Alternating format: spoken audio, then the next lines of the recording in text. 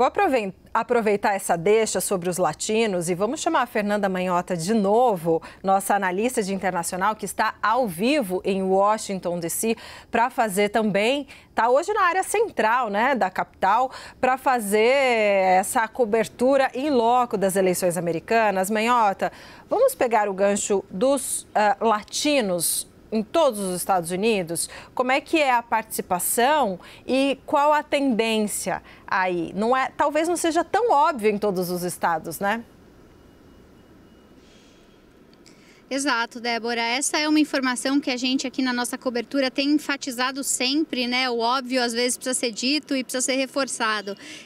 A comunidade latina nos Estados Unidos, sobretudo aquela que vota, ela é bastante heterogênea, inclusive definida por renda, por escolaridade e, claro, por nacionalidade também. Não é um bloco, né, íntegro, único, que de maneira uniforme expressa o seu senso político. A gente tem aqui uma comunidade bastante ativa, que nos últimos anos se tornou decisiva em alguns estados, mas que guarda características peculiares. A gente costuma dizer que, sobretudo quando a gente fala de venezuelanos, quando a gente fala de cubanos, a gente tem grupos mais conservadores em média, né? E eles estão concentrados em alguns estados em particular. Quando a gente fala, em geral, de grupos como os mexicanos, por exemplo, eles já têm uma outra característica, já um pouco mais dividido, inclusive com alas predominantes em relação à preferência progressista. Então, o discurso anti-imigração do Donald Trump,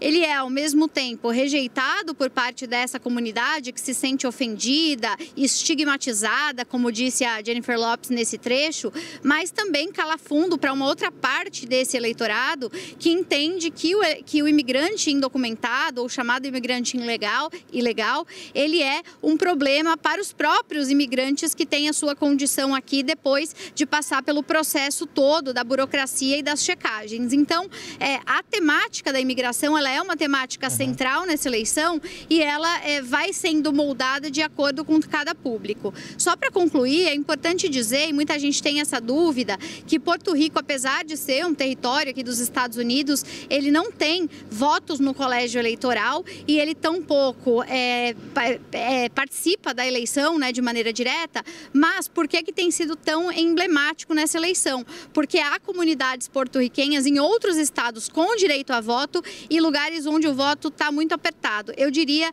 que porto-riquenhos, por exemplo, na Pensilvânia, podem decidir a eleição. É uma das comunidades que pode ser decisiva. Então, por isso a gente está vendo essa ênfase com esse grupo em particular, Yuri e Débora.